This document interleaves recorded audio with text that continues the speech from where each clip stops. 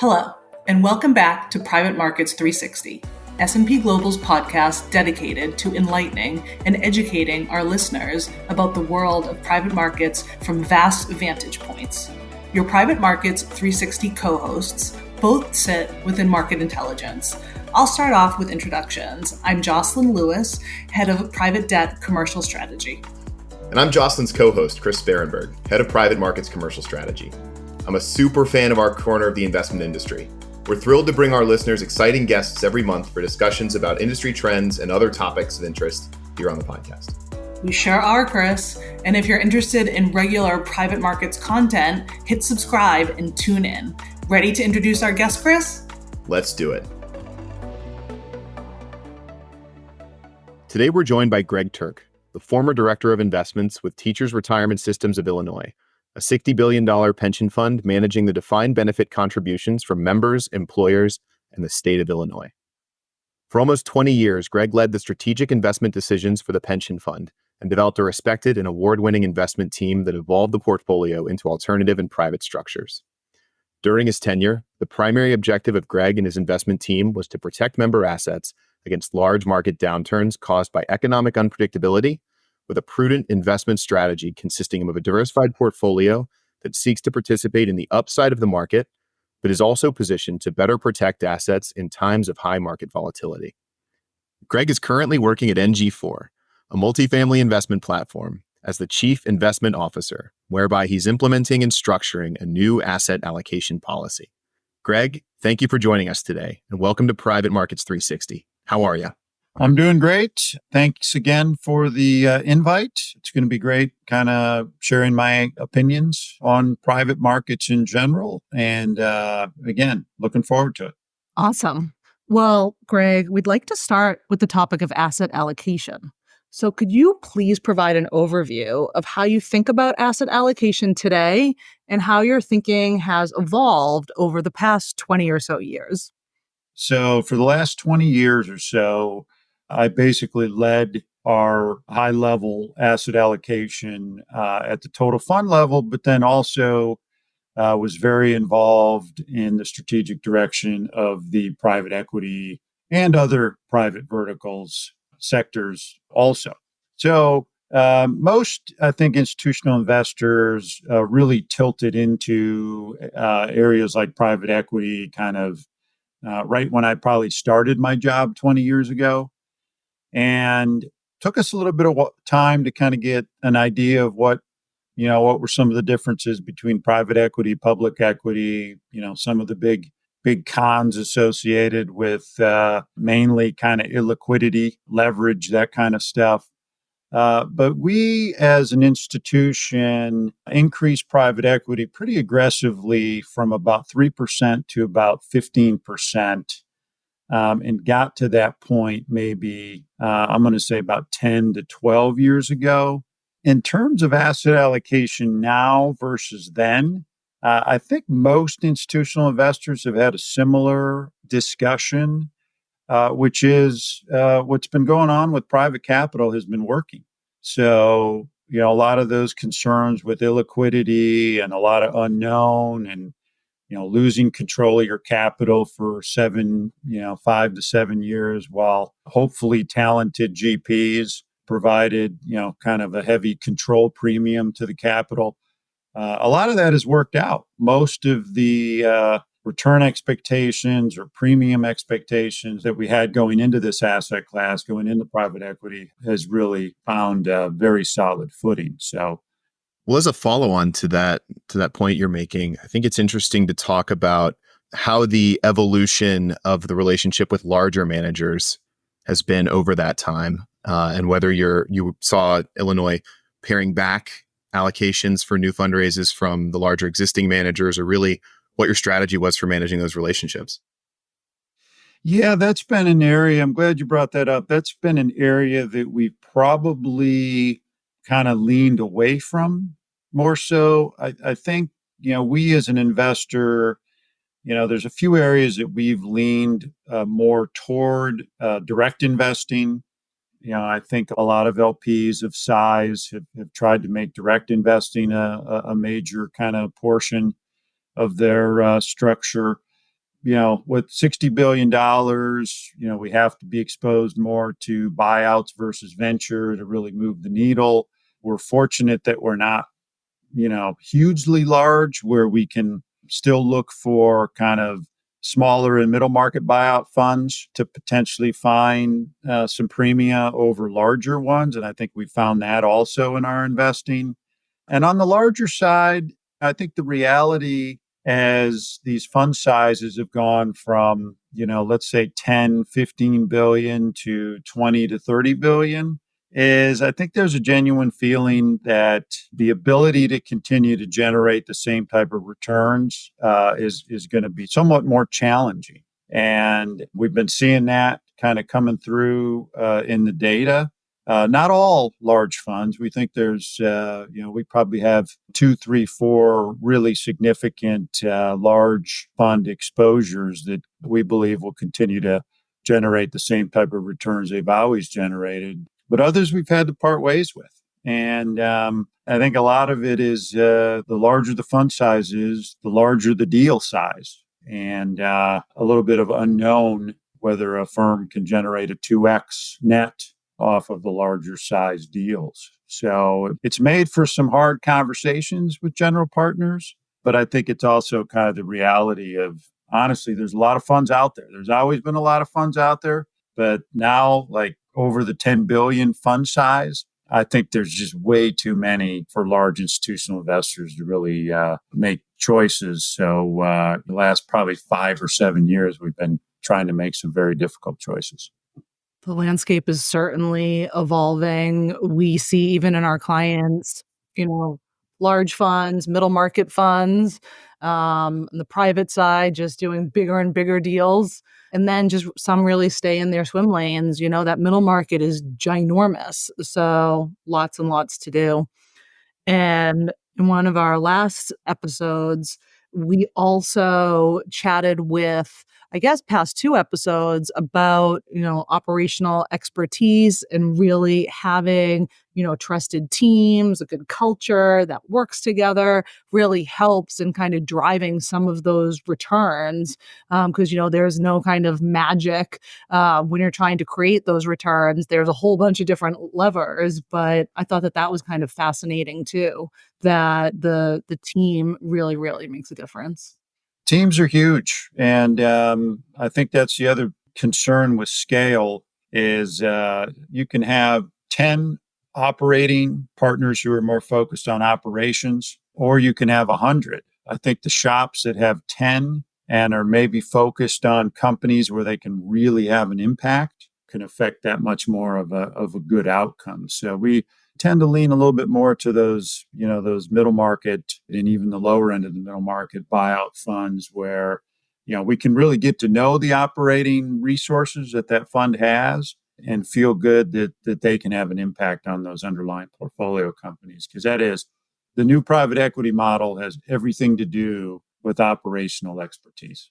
And there's good quantitative backing for that too. I'm thinking specifically about the Cambridge Associates white paper declaring a major that points out that smaller focused managers and especially niche focused managers tend to outperform their larger generalist peers. And I think it has a lot to do with what you're describing about the ability to concentrate a portfolio, to have a small expert team, and to not take on the risk of these bigger and bigger deals where the potential return could be lower. Well, we go a little step further. The beauty of now versus 20 years ago is I have so much more data at my fingertips. And, there's a full little over 400 basis point premium that we've seen from those middle market funds that have real good, we call them deep moats. They've proven that they can affect a lot of change at the investment company level. And 400 basis point premium over large buyout, large deals, that's extremely material and something that I think a lot of investors in my shoes will continue to try to lean into. Absolutely, especially if a premium like that continues. Especially now we've got a higher rate environment too. So the cost of debt for financing has risen. So I think anywhere that you can find additional value, firms are really leaning in. Agreed.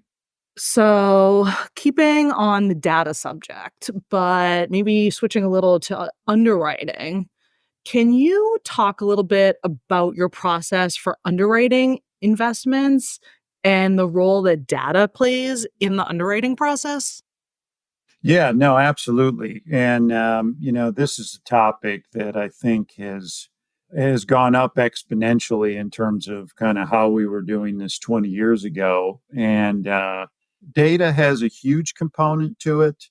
I think the second variable is there's so many ways that as a big investor I can access, let's call it data that's already been somewhat transformed and analyzed into something that now I can digest. So most investors of our size use some type of a specialized consultant or have access to third party data, and you can almost just push a button and get a full research report, both an investment and operational due diligence report from my dedicated consultant, who again has been doing this for 30 years and knows how to put data together. So it allows me to spend my time on what I think are the most important parts of the due diligence process. And, as you could probably imagine, a lot of those are, let's call it at the team level or the relationship level, really to getting to understand the key teammates on the other side of the table, but most importantly, the structure and how one of the biggest concerns that any investor in private equity has is you're going to get into an investment which you think you're going to be, it's going to be on your books for 5 to 10 years. And a year and a half later, some big event happens, half the team leaves or you have this type of disruption. So compared to 15, 20 years ago, my team and I spend more time getting to know the partners, really understanding what their core competencies are, either agreeing or disagreeing that next generation, that next level of investor is as good as that first level.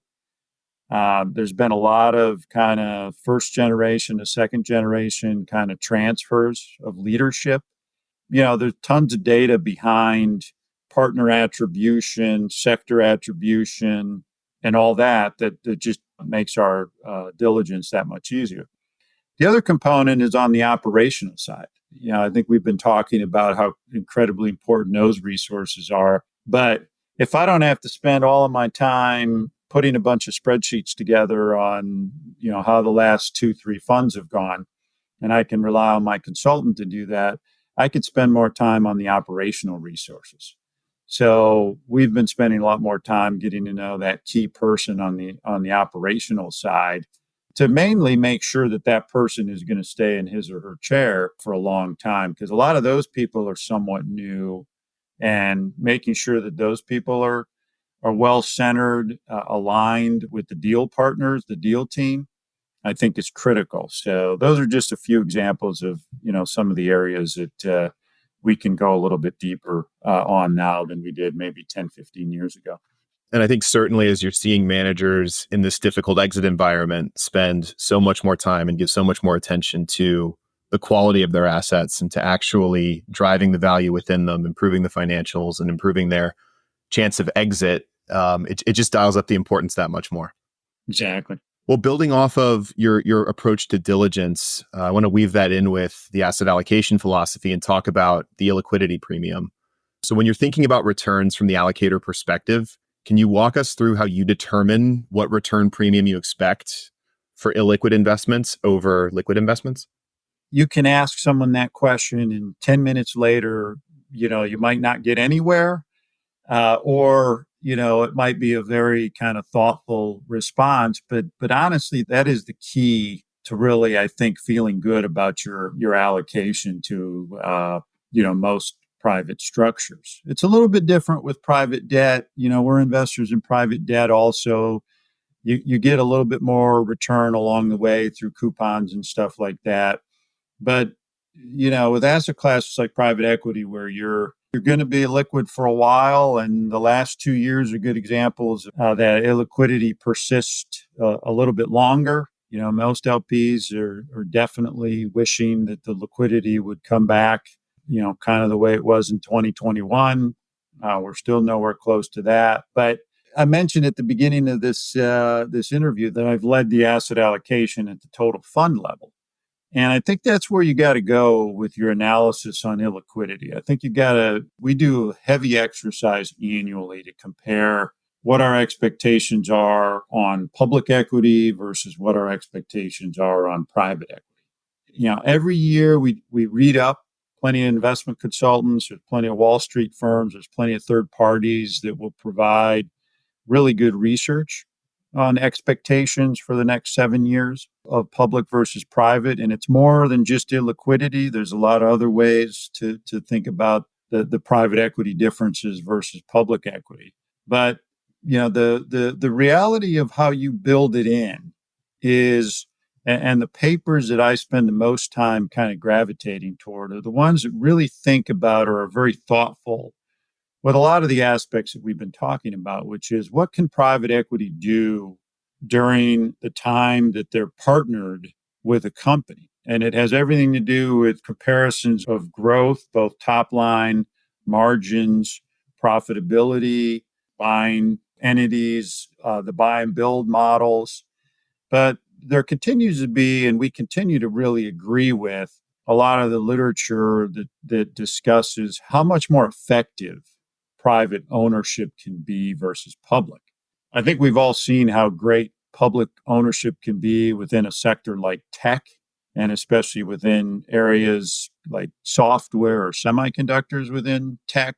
But for the broader public equity compared to private equity, that premium of what private ownership can add versus public is significant.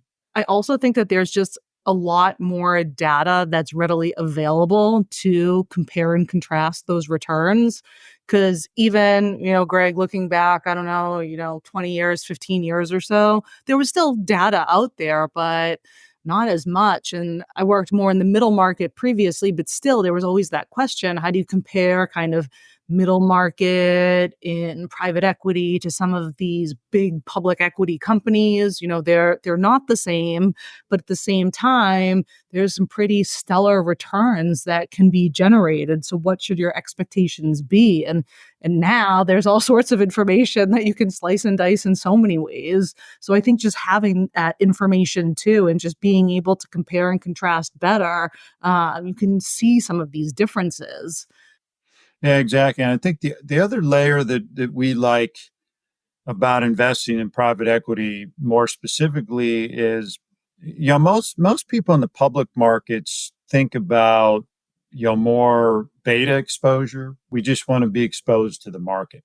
And even if you're going to have a little bit more of an active overlay and say, okay, I want to be overweight to IT, or I want to be overweight to North America, usually when you drill down in those portfolios, they're not taking as much of that active bet as they think they are. In private capital, you can affect that type of a overweight type mentality in areas that you think have the ability to have some really good return drivers that much more. So, example within our portfolio is fintech. We, from time to time, do white paper analysis on certain themes. Obviously, everybody leans into AI, but there's a lot that's going on under the hood with AI. So we've had a real tough time just coming up with an AI play. But like fintech, you can take a pretty heavy private sector exposure to an area like fintech, and then choose the best general partners that you think you can find within that sector. And the data's out there that really backs both taking that tilt, but then also you can find 5 to 6 pretty well embedded fintech GPs within venture and growth equity. Whereas 10 years ago, that would have been like a 2.5-year exercise just to kind of put all of that together. Now you can do it in like 6 months to 9 months. Yeah. And how about the retail sector too? Also wanting to get into private investments, having them offered even in 401k plans and things like that, where, historically, unless you were a ultra high net worth individual, you would not have access to the private markets. So I think that premium kind of speaks for itself, where it's more diversification. It's another interested area that's going to be explored in a multiple of different ways. I agree. All right. Well, another topic I wanted to get your opinion on. I guess during 2022, 2023, especially in the beginning half, we heard a lot about the denominator effect, which really pushed LPs to sell private assets and rebalance their portfolios. But now public markets are open again. We just talked about the tech stocks with high valuations. Do you think there is a numerator effect that's now a concern? And especially at an underallocated pension fund, how does that balancing conversation go? Yeah, we'd much rather have numerator problems than denominator problems. We'll always take those. Now, the denominator effect, it's something that everyone that has sizable exposures to private assets needs to really have a plan ahead of time on how to deal with it. And as you said, if you have kind of a negative cash flow or a substantial negative cash flow to begin with, it makes it even that much more important. So, yeah, the way we've always handled it, and I think, I've mentioned that we've been fairly mature in private equity for, 15 years now. So our target has been 15%. So 15% of plan assets have been in private equity. If that number moves a percent or so one way or another, so you're 16%, 16.5%, we usually don't get too concerned because it's a lagging asset class. It takes a little bit of time for valuations to come in and stuff like that. We'll get a little bit more concerned when it's, 2%, 2% plus overweight, especially. Underweight's fine. If it's 2% underweight, we just start writing bigger checks and look for more deals. When it's overweight, 2%, 2.5%, we don't immediately act. We kind of want to judge what's going on in the marketplace. Oftentimes, what we'll do is we'll kind of trigger a couple exercises or additional work. The first one is just trying to assess how much we think the private equity valuation at the next kind of couple quarters is either going to catch up with the market. So, like in 2021, 2022, the public markets really started taking a drop, and we didn't necessarily see that or expect that with a lot of our private capital. We didn't think a lot of the buyouts, especially, were going to get rewritten down as much as, others were anticipating. So we did get concerned because private equity was 2% over, and we didn't expect those marks to really come down that much. So the other thing that we initiated was, most LPs of our size are fairly active in secondary markets these days. So, we know some of our assets that can be more readily kind of sold. If general partners aren't selling quick enough, or if we need to do some portfolio management, the secondary markets have been often open for us to sell $500 million or $1 billion of certain GPs. So we looked into that. We spent a lot of time looking into that also. In the end, we didn't do anything. We felt that the market would come back. But anyways, that's what I think a lot of LPs do is you just force more dialogue. And, our rule of thumb is at 2%. Other LPs might be a little bit different. But, luckily, we haven't had a significant environment where public markets have stayed down 3 years plus. But I think in that type of situation, we would have to substantially slow down the pace of private equity. But that's kind of our rule of thumb. That's great. Greg, we'd like to end with a conversation on your recent career transition. You're staying on the allocator side, but moving from a public pension to now being CIO of a multifamily office. I'm curious to hear your thoughts on your goals at NG4 and also some of your early observations on the difference between what you did for the state of Illinois and now what you're doing for a multifamily office. Yeah, one of the most satisfying parts of my career were the close to 20 years that I spent at a big public plan representing school teachers. All of our constituency were school teachers in the state of Illinois, and as I mentioned, generating a nice premium on private equity, felt really good for what we were trying to do for the overall risk return of that fund. So What I'm doing now is not too dissimilar. It's a much smaller model. So much smaller, comes with both pros and cons. A lot of the reasons why I think my background was of interest to this family has to do with what we were able to do as a team within private equity. But with anything in the investment world, you learn so much more through your mistakes than the wins. And with private equity, very few people come out as a private equity investor and get everything right the first time. So I think a lot of the conversations with the family office have been kind of on that same wavelength. What have you learned over the last 19 years, and how does that make you a better investor? Most family offices, they're very unconstrained, and there are no two that are alike. But most of them have really embraced private equity. Some even as much as 50, 70% of the asset allocation are private equity. So this is a family, I think, that has already invested very wisely within private equity, and honestly have done a very good job within kind of the venture capital space specifically. And I'm excited to kind of lend a lot of what I've learned more at, let's call it, the buyout and direct investing components of my background, and mirroring those up with a very successful team of venture capitalists. I think is going to be really exciting on the private equity side. And I think everybody, whether you're a small investor, large investor, is really trying to fine tune what they're looking for within private capital, because I think everybody's kind of continuing to lean into these type of exposures, but it's probably the area that continues to be the most competitive at getting the allocation, getting the relationship with the GPs that you really want to get. So so far it's been a lot of fun, and we'll see how it goes. That's great.